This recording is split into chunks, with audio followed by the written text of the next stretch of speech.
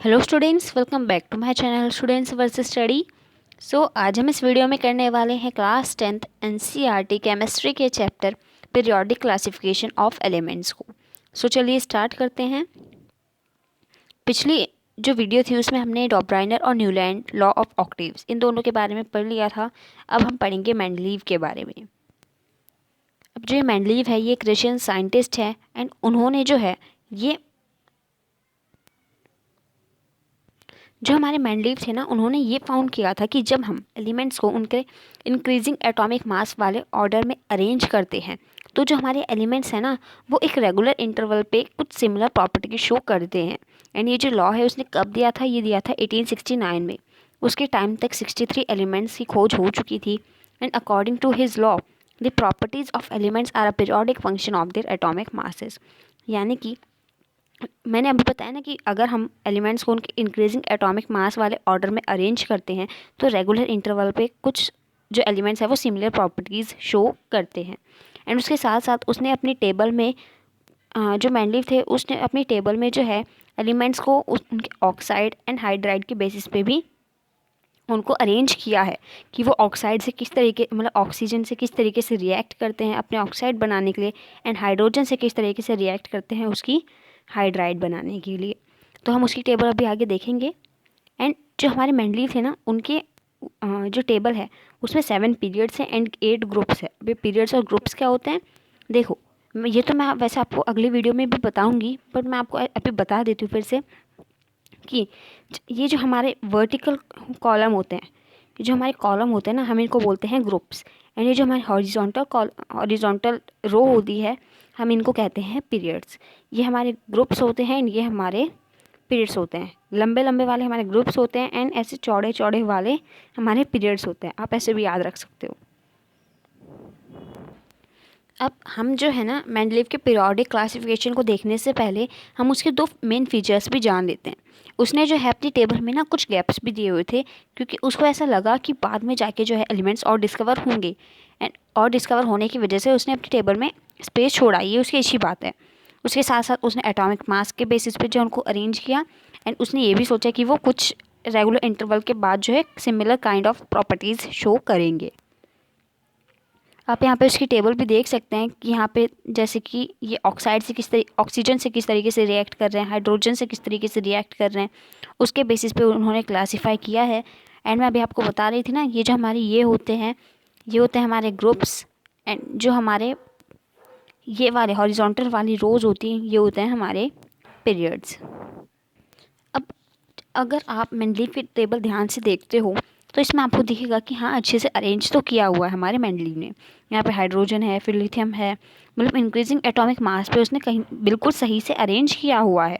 But उसने एक जगह गलती कर दी, और वो ये है, देखो यहाँ पे उसने ये जगह छोड़ी है ना, ये और ये, तो इसकी कोई दिक्कत नहीं है। ये तो उसने अच्छा काम किया कि उसको लगा कि हो सकता है तो उसने ऐसा कर दिया। लेकिन अगर आप एक चीज़ ध्यान से देखोगे तो ये जो आप देख रहे हो ना, आयरन, कोबाल्ट, निकल, तो आप ये देखो, आयरन ठीक है, ये निकल का 58.7 है एंड कोबाल्ट का 58.9 है। तो कहीं ना कहीं निकल को पहले आना चाहिए था, क्योंकि ये तो इंक्रीजिंग एटॉमिक मास के ऊपर अरेंज है ना टेबल। बट उसने अपनी ही बात को डिफाई कर दिया। वो अपनी ही बात से जो है मतलब अपनी ही बात को उसने अस्वीकार कर दिया। उसने कहा था कि मैं एटॉमिक मास के इंक्रीजिंग ऑर्डर में अरेंज कर रहा हूँ, बट उसने अपनी बात को जो है सेटिस्फाई करने के लिए अपनी दूसरी बात को डिफाई कर दिया। उसे प्रॉपर्टीज़ को सिमिलर दिखाने के चक्कर में ये जो इंक्रीजिंग एटॉमिक मास वाला ऑर्डर था इसको ही ख़राब कर दिया। अब ये जो आप यहाँ पे गैप देख रहे हो, तो इनको जो है उसने नाम भी दिए थे। उसको तब नहीं पता था कि इनके नाम आगे जाके क्या होंगे, बट उसने अपने हिसाब से इनका नाम रखा था। जैसे कि बोरोन के बाद एक पीरियड छोड़ के हमारा नेक्स्ट एलिमेंट आएगा जिसके बारे में हमें नहीं पता है, तो उसने बोरोन के एक पीरियड छोड़ के बाद वाले का नाम रखा एका बोरोन। एका जो है हमारे संस्कृत का शब्द है एंड उसने इसका नाम रखा एका बोरोन। जब बाद में जाके इसकी डिस्कवरी हुई तो ये हमारा आया स्क्रॉन्टियम। एका बोरोन क्या है? हमारा स्क्रॉन्टियम। फिर उसके बाद फिर यहाँ पे जो हमारा नेक्स्ट एलिमेंट डिस्कवर होना था इसका नाम उन्होंने रखा एका एल्यूमिनियम। ये मैंने यहाँ पे सिंबल बना दिया है। एंड जब इसकी डिस्कवरी हुई तो ये हमारा निकल के आया गैलियम। क्या आया? गैलियम। फिर उसके बाद यहाँ पे जो जगह छोड़ी हुई है अभी, क्योंकि एक सिलिकॉन को एक छोड़ के है तो इसका नाम रखा एका सिलिकॉन। एंड जब इसकी डिस्कवरी हुई तो ये निकला हमारा जर्मेनियम। तो मैंने आपको तीनों के नाम बता दिए हैं। पहला है हमारा एका बोरोन जो था हमारा स्क्रॉन्टियम, फिर एका एल्यूमिनियम जो कि था हमारा गैलियम, एंड एका सिलिकॉन जो जिसके बाद हमारा हुआ जर्मेनियम।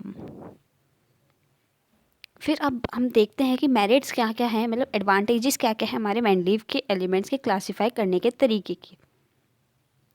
तो जो मेंडलीव का पीरियोडिक लॉ था, इसमें कुछ एलिमेंट्स जो कि डिस्कवर नहीं हुए थे उनकी एग्जिस्टेंस को मायने रखते हुए, उनकी एग्जिस्टेंस को मायने देते हुए जो है उन्होंने उनके लिए स्पेस छोड़ा, जिससे कि वो जब हमारे डिस्कवर हो तो हम उनको जो है उनकी पोजीशन पे रख सके। उनकी जो प्रॉपर्टीज़ हैं मतलब वो प्रिडिक्ट उसने खुद ही कर ली थी, एंड उन एलिमेंट्स के लिए जगह भी छोड़ दी जिससे कि वो पीरियोडिक टेबल में आगे एडजस्ट हो जाए।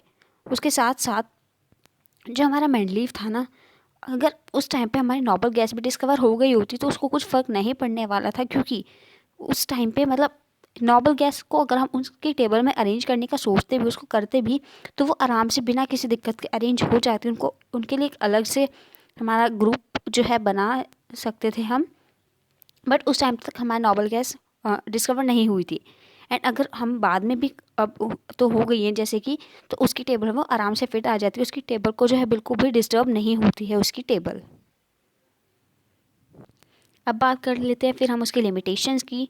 तो सबसे पहले तो ये है कि अगर किसी एलिमेंट का आइसोटोप हो तो फिर उसको हम किस तरीके से अरेंज करें। मान लो हमारा हाइड्रोजन है, अब वो हाइड्रोजन 1 है, हाइड्रोजन 2 है या हाइड्रोजन 3 है। एटॉमिक मास तो अलग अलग होंगे ना, एंड एटॉमिक मास अलग होंगे तो अब उनकी पोजीशन कहाँ पे है वो भी तो बताना चाहिए था ना। उसके साथ साथ हमने अभी देखा था कि किस तरीके से आयरन, कोबाल्ट, निकल, इनके उसमें थोड़ी झंझट पैदा हो गई थी। मैं आपको फिर से दिखा देती हूँ। ये देखो, आप कोबाल्ट को बाद में रखना चाहिए था, निकल को पहले, बट इन्होंने कोबाल्ट को पहले रखा है, निकल को बाद में। एंड जबकि इसका एटॉमिक मास कम है, इसका ज़्यादा है, लेकिन उसने इंक्रीजिंग एटॉमिक मास के ऑर्डर को ही अपना डिफाई कर दिया। तो ये भी एक लिमिटेशन है। उसके साथ साथ जो हाइड्रोजन है ना, उसकी करेक्ट पोजीशन नहीं थी। मतलब पोजीशन तो ठीक है, हाइड्रोजन लिथियम वाला कॉलम है तो हमारा सही, बट क्योंकि हाइड्रोजन जो है हमारा लिथियम एल्कलीज के साथ भी सिमिलर प्रॉपर्टी शो करता है। उसके साथ साथ जो हमारे हेलोजेंस है, जो हमारा 17th ग्रुप है हमारे पीरियोडिक टेबल का, क्लोरीन, ब्रोमीन, आयोडीन, फ्लोरीन, ये वाला जो ग्रुप है, तो इसके साथ भी इसकी प्रॉपर्टीज सिमिलर हैं। तो फिर एक जगह पे रखना है तो गलत होगा ना, या तो मतलब दोनों की तरह से हो रही है प्रॉपर्टीज शो, तो फिर इसको किस तरीके से अरेंज करिए, क्या करेक्ट पोजीशन है, इसको भी उसको ध्यान में रखना चाहिए था। नेक्स्ट है हमारा present basis for the classification of elements. अब जो हमारा जिस तरीके से हमारा जो टेबल है पीरियोडिक टेबल, उसमें एलिमेंट्स जो है इंक्रीजिंग एटॉमिक नंबर से क्लासीफाई किए हुए हैं कि हाइड्रोजन का एटॉमिक नंबर है 1, देन हमारा बेरिलियम, मतलब इस तरीके से उसको अरेंज किया हुआ है। 1913 में हमारे मूजली जो थे उन्होंने ये शो किया, उन्होंने ये दिखाया कि एटॉमिक नंबर जो है वो ज़्यादा अच्छी प्रॉपर्टी रहेगी किसी भी एलिमेंट को शो करने के लिए, रेदर देन हमारा एटॉमिक मास। एटॉमिक मास से ज़्यादा अच्छी प्रॉपर्टी रहेगी हमारा एटॉमिक नंबर, कि हम उस तरीके से एलिमेंट्स को अरेंज कर सकें। मेंडलीव क्लासिफिकेशन ऑफ एलिमेंट्स के क्या क्या डिसएडवांटेजेस थे, रिवाइज करते हैं। पहला है हमारा पोजीशन ऑफ आइसोटोप्स, उसके साथ साथ हाइड्रोजन की कोई करेक्ट पोजीशन नहीं थी। एंड हमारा कोबाल्ट और निकल, मतलब निकल पहले आना चाहिए था, कोबाल्ट बाद में, बट उन्होंने अपनी ही बात को डिफाई कर दिया। सो आई होप कि आपको ये सारे कॉन्सेप्ट्स क्लियर हो गए होंगे। Thanks for watching.